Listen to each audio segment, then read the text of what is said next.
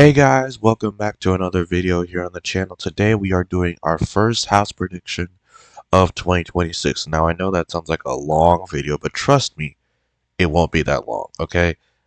I made sure that this will be pretty short and easy to watch. But before we begin today's video, make sure to hit that like button, subscribe, and ring the bell so you are notified whenever we post brand new videos here on the channel, okay? Okay. So, there are 435 seats up every 2 years for the House of Representatives. In 2026, it's going to be a midterm, Donald Trump's midterm specifically, so it is likely to be a blue wave since Trump is a Republican, the opposition party is the Democrats, yada yada yada, alright? So because there is likely to be a blue wave, some of the seats that were close in 2024 are likely to be bluer this year.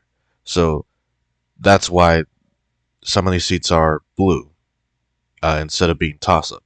However, there are still a lot of toss-up seats that I want to talk about and some likely seats that I want to talk about. So we're going to start from east to west. So here we go. First off, Maine. This is Maine's 2nd congressional district. It is currently held by Jared Golden, who won it by just over half a point in 2024. This is very rural, a very rural part of Maine. As you can see, it encompasses the majority of the state. And if Golden ran again, he would likely win again, but he isn't. He's retiring. So this is a hold on, I've got 270 pulled up here. It is a it is a Republican district. Well, you see it. So it is likely to flip. So that's the first flip for the GOP tonight. Let's move on next to New York because there are some competitive districts here. First up, these two districts on Long Island, Tom Suozzi and Laura Gillen, respectively. I believe Trump won them in 2024, but only narrowly. I don't actually have them pulled up. But you know what? Let me pull them up right now so that I don't look stupid.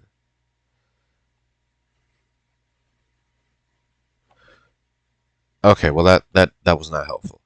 Anywho, they're close seats, but they have strong incumbents. Suozzi and Gillen, respectively, are pretty strong incumbents. So we're gonna put them in the lean D category for now. It is a bluer year, so maybe they would be likely D, but for now we're gonna put them in lean D. Okay. Up here in the Hudson Valley, you've got Mike Lawler's district. I believe it is a district that either Trump or Harris won. Well, of course it is, but one of the two. I don't really remember. So, hold on. See, here we go. I found it. Okay, so in 2024, Harris won Gillen's district by 1.3, and Trump won Suozzi's by 4. So, but still, I have both of them. Well, I guess I should have Gillen as likely D in that case. Anyways, Lawler's district, Harris won by just over half a point, 0.6. But he is a strong incumbent. Now, there is a possibility that he may run for governor or something like that. So if he does, then the seat will probably be an auto flip. But for now, we're going to put it in the lean R category because he is a strong incumbent. Although there is a possibility he could be taken out in a blue wave like 2026. Next, we've got the 19th district. This is Josh Riley. Harris won it by 1.8. Riley won it by 2.2. So, you know, not really. He sort of matched Harris's margin in the district. So I'm expecting this to be a likely D district. Because, again, blue wave. So it'll probably be around just over 5 points or so. Not that big of a deal. Next, we move on to Pennsylvania. Since we're going just south of Molinar's district, Riley's district, you've got the 8th district here, Bresnahan, currently represented by Rob Bresnahan. And let's see what we got here. Oh, it's in the competitive margin, obviously.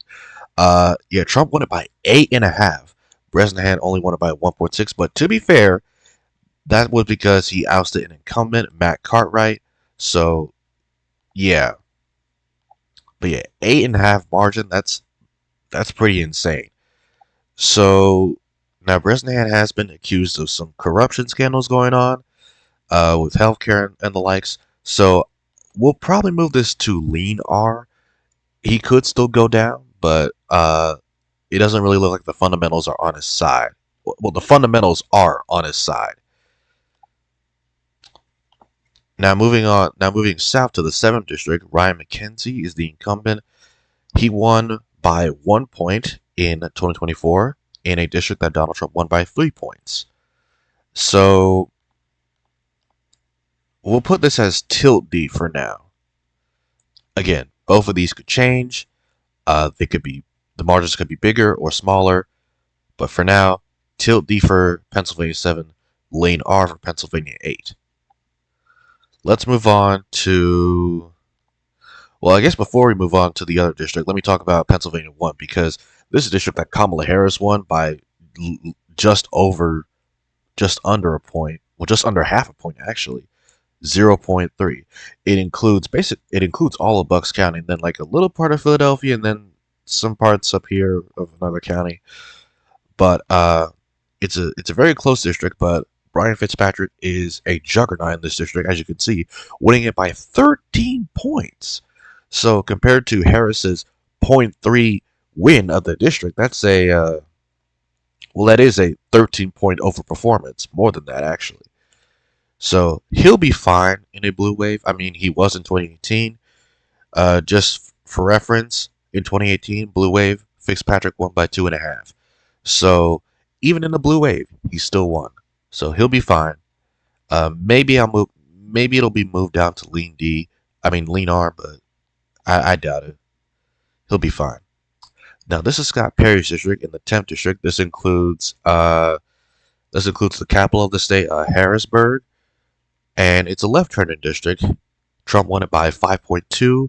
Scott Perry only won it by 1.3. So that is a nearly 4-point underperformance there by Scott Perry. Very sad for him.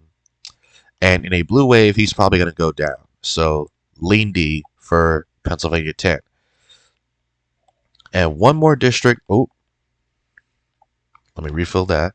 One more district before we go out of the Northeast, and that is in New Jersey. I don't know why I did that. Maybe I should have done this on 270 to win instead. Oh well, too late. So the 7th district is the one we're watching here because Trump won it by 1.2. Tom Keene, the incumbent, won it by 5.4. So in a blue wave, he might go down, but for now we're going to leave it as tilt R. Now, two other districts to talk about are this district here, which is Nellie Powell, that's the 9th. The district above hers is the 5th, which is Josh Gottheimer. They were both incredibly close in 2024. Trump won Powell's district, actually, and Harris only won Gottheimer's by 1.5. However, that was due to the complete collapse of Democrats in the state of New Jersey in 2024, especially among Hispanics in Passaic County, which is very Hispanic, and which both of these districts include. So that certainly did not help. But we are seeing Trump's approval crash with Hispanics over the past year or so, and also in midterms, which are lower turnout, Hispanics tend to be also lower turnout. So these districts probably won't be that close in 2026. So I have them both as likely D, if you were wondering. We're moving now to Virginia, where there is a possibility of redistricting in the state. However, that is not confirmed yet, so we're going to hold off on any redistricting talk until it's actually confirmed. The only competitive race here is the 2nd district, which is a district that Trump only won by 0.3% in 2024, and which Abigail Spanberger won by a pretty significant margin when she won the governorship last year. So This will probably flip. Oh my god, that's not what I meant to. That's not what I meant to color it. This will probably flip.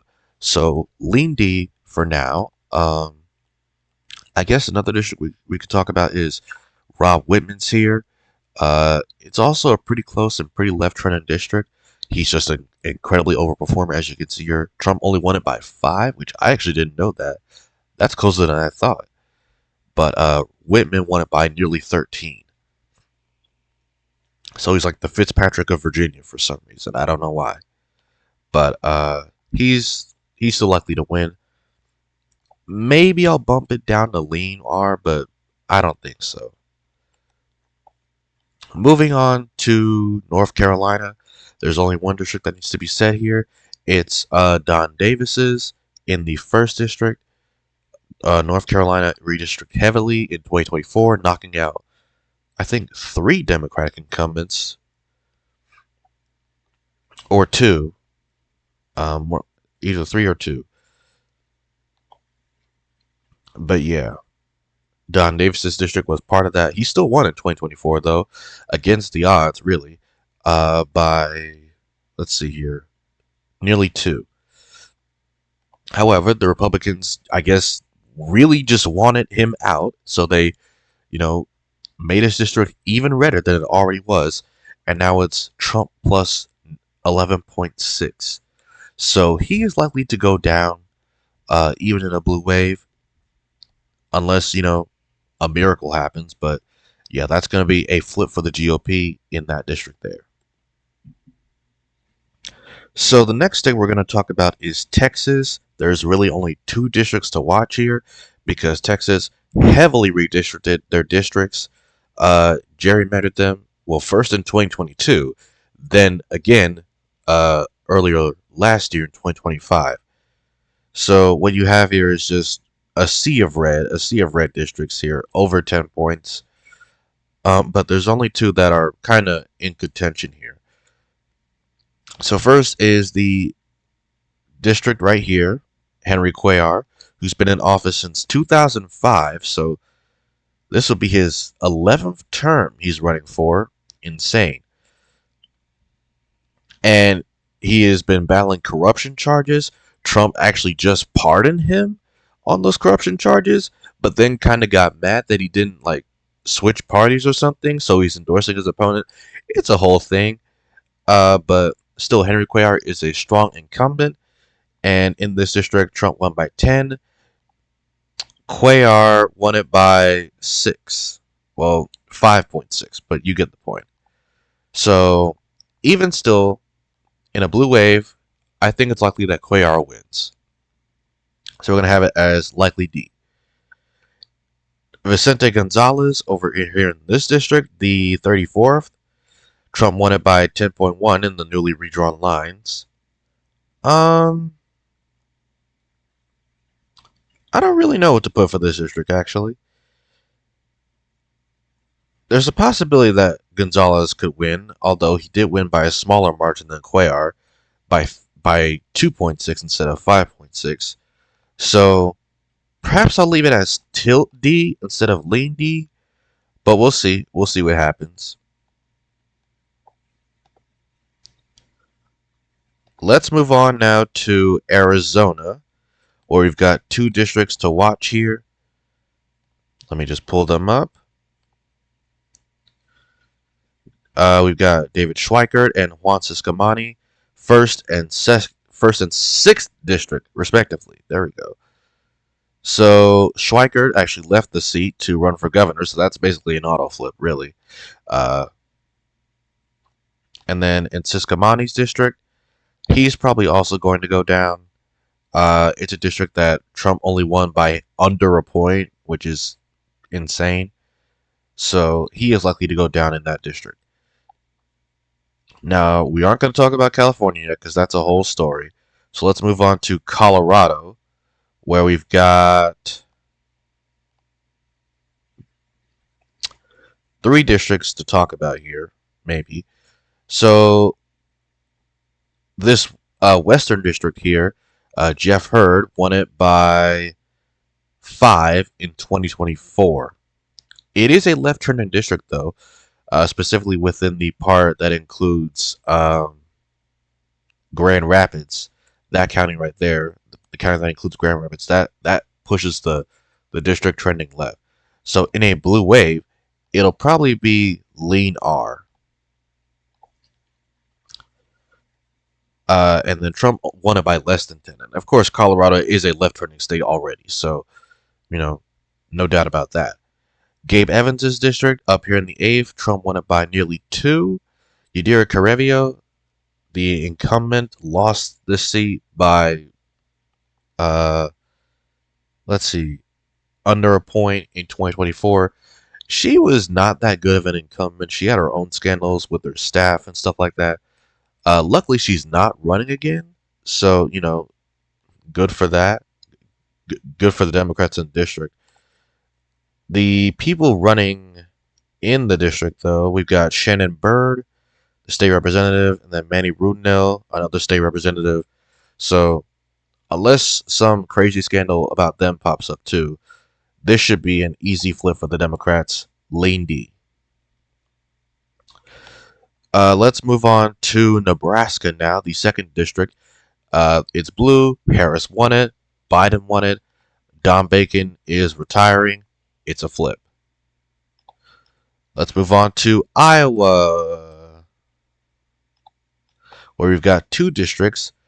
The what we got is the 3rd and the 1st.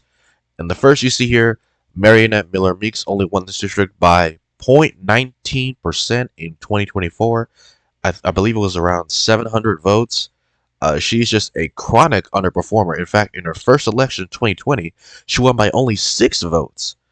So I don't know what the deal is with her and her major underperformance, but it's certainly not going to help her win this district. Actually, it's probably going to be likely D, actually. And then Zach Nunn in the 3rd district. By the way, both of these districts include parts of Des Moines, I believe. Nunn won this district by 4 in 2024. I think we're going to put this in the tilt D column. It could still change at any moment, but for now, we're going to put it in tilt D. Wisconsin 3rd. This is Derek Van Orden. He won it by under 3 in 2024. He's not the most popular incumbent, nor is he the best one, nor is he a strong one. So he's probably going to go down, despite this district being incredibly rural. But he's likely to go down, so that's another flip for the Democrats. Moving on to Michigan. This is where I'm going to have to bring this up again. Michigan. So, first off, this district right here, this was Alyssa Slotkin's district. She ran for Senate, and now she's in the Senate. It flipped to the GOP, to Tom Barrett. Trump won it by 1.3. Barrett outperformed that by 2.4 or thereabouts. So, in a blue wave, it's kind of debatable whether Barrett would lose or not. But since Barrett is a strong incumbent, for now I'm going to put it in the tilt R column. Okay? John James district, he actually underperformed Trump, but he about ran even in his district right here, outside of Detroit. He is running for governor, so that leaves the district open. And for now, I'm going to put it in the tilt D column. One more district I want to talk about is this district right here. This is Kristen McDonald Rivet. She won by nearly 7 in 2024, even though Trump won the district by 2. So that's an incredible overperformance. I didn't even realize that. So she'll be fine there, obviously. This district right here is Bill Huizenga. It's actually a left-trending district, and Trump only won it by under 6. But Huizenga's just a strong incumbent and a long-time one at that. He won it by nearly 12. So if he retires, this district could be in play, but for now, it's not. So here we have Ohio, okay? And Ohio did redistricting. Ohio does mid-decade redistricting, unlike other states. I think it does it every 5 years or so. I don't know. But there's only 3 districts that we need to talk about here. So let's start first with this one, the biggest one. That's Marcy Kaptur. She's been in office since 1983. So that's what, 43 years? Insane. This will be your 22nd term if she won. Honestly. Now, I believe under the old lines, Trump won the district by 8, I think. I don't really have the numbers engraved in my brain, but I think under the old lines, Trump won the district by 8. As you can see there, as you can see here, though, Kaptur won it by 0.6 in 2024. Very, very close.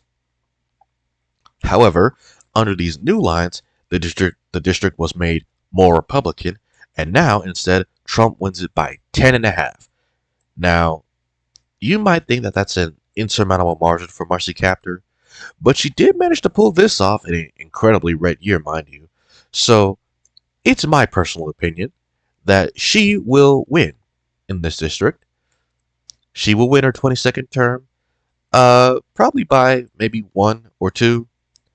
It'll probably be her last term, though. But, one last hurrah for Marcy Kaptur. She'll probably be fine.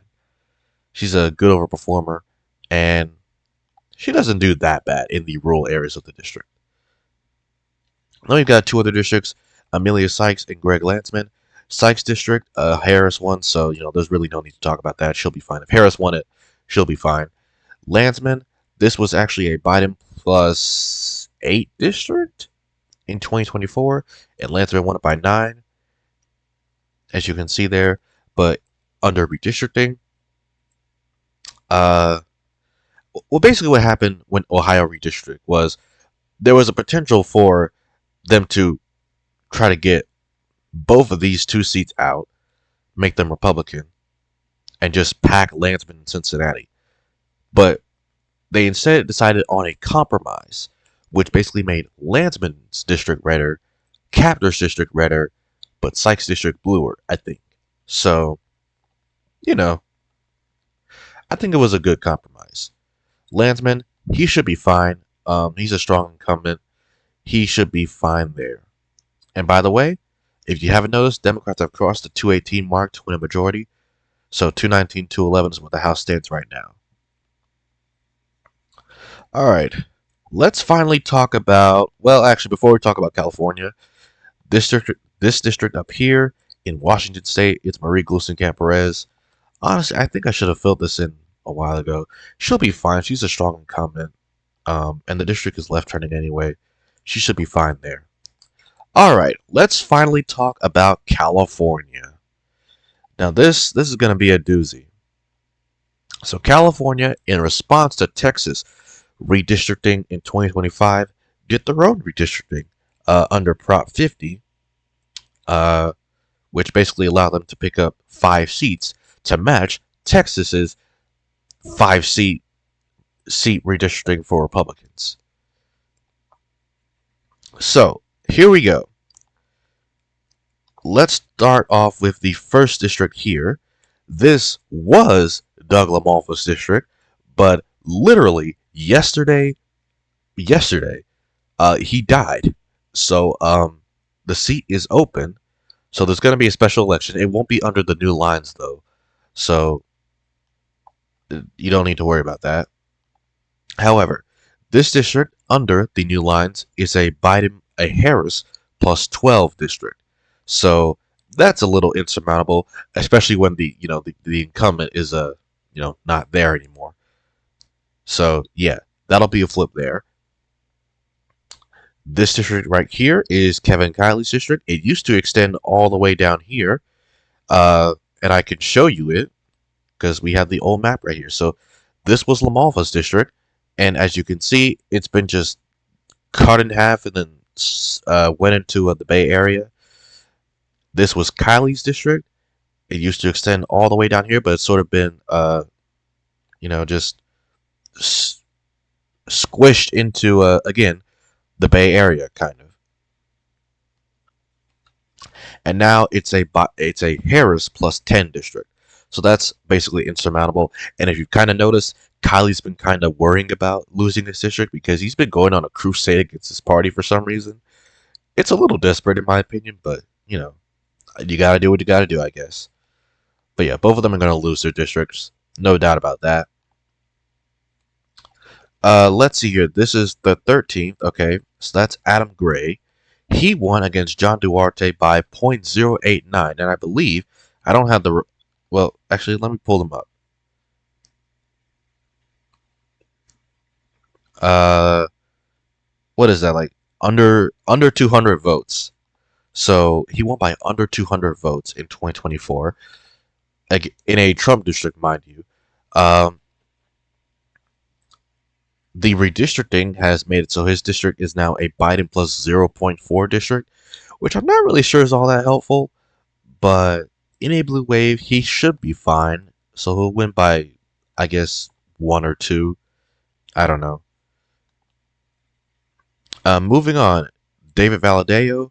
Uh, his district, the 22nd, was made just a tiny bit more Democratic to be Trump plus 1.8. Now, Democrats have been wanting to get him out for a long time.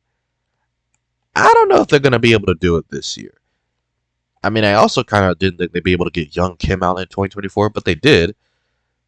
So maybe they'll get Valadeo out, but I kind of doubt it. But there is an opportunity. There is an opportunity. Okay. Moving on, we've got, let's talk about the 27th here, George Whitesides. He won that district over Mike Garcia, who was kind of like the second David Valadeo, if you will, in California. Look at this. He won this district by 6.5. I didn't mean to do that. He won this district by 6.5 in 2022, then lost it by 3. So I don't know what happened, but clearly something happened. Anyways, this district was changed to be a Harris, not Biden, a Harris plus 10 district. So he'll be fine. Moving to the coast here, the Orange County coast, we've got Derek Tran's district. He won over Michelle Steele. That's who I was talking about, not Young Kim. Michelle Steele.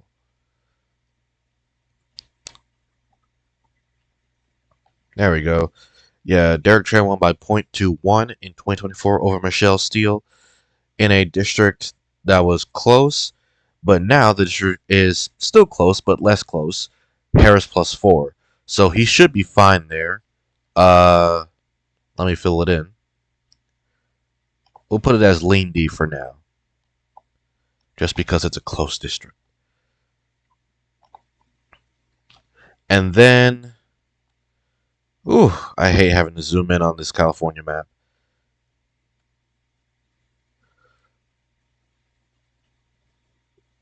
Dang it, okay. My computer's assigned to lag. That's not good. Okay, we'll just forget about that. This district is Dave Min's district. It's on the coast of Orange County, the 47th. If I can find it. There we go. It is a Harris plus 10 district now, so he should be fine. Mike Levin here in the 49th. It is a Harris plus 12 district now, so he should also be fine. This district right here, Daryl Issa, who I believe retired in 2018, then came back in 2020 or something like that. He was in a Republican district, duh, but now it's been redistricted into a Harris plus 3 district. So, he'll probably lose that district, barring anything else happening, but yeah. One more thing. This district, right next to Dave Min's district, this was Ken Calvert's district, the 41st. It was changed into a Harris plus 14 district, so he is seeking re-election in this district over here against Republican incumbent Young Kim. So this district also becomes a flip for the Dems. So yeah. But I believe that is it for this video. I don't really have any other districts to talk about. Oh, let's talk about Missouri for one more second. Well, for a second. And Wagner district here in the suburbs of St. Louis. That'll be likely. But this district right here, which is in Kansas City, this is currently held by Emmanuel Cleaver. Missouri did decide to redistrict, and um, it was challenged, I think, by a petition because Missouri has those. Uh, for some reason, Yapnes doesn't seem to have the redistrict Missouri map. I guess because it's still contested. But just to note, though, that new Missouri district in Kansas City, the fifth district, is now a Trump plus 18. So that will be an automatic flip either way. And then Indiana, which tried to redistrict earlier, but they didn't. They failed. They just didn't have the votes. A lot of Republican lawmakers just didn't want to go along with it. It would have made a 9-0 Republican delegation. So it would have destroyed Mervan and Andre Carson here in Indianapolis. That didn't happen though, so both of these incumbents are safe for now. Who knows what will happen in 2028, but they are safe for now. There's also the chance that Florida might redistrict and chop out Darren Soto and Moskovitz and Debbie Wasserman Schultz.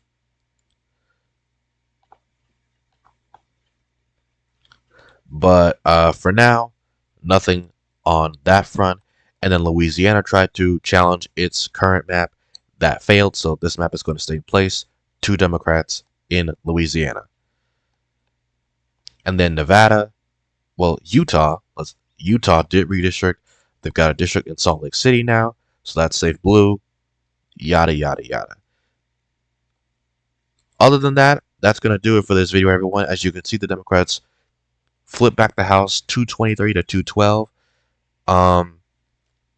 Obviously, things could change as time goes on. Democrats could end up flipping more seats. They could end up flipping less seats. And some of these safe seats could even be in play if the blue wave gets big enough. But this is where my map currently stands right now, 223 to 212. So that is it for this video, everyone. If you enjoyed it, make sure to hit the like button, subscribe, ring the bell so that you are always notified whenever we post a brand new video here on the channel. But that does it for this video, as I just said, so I will see you all in the next one. Bye-bye.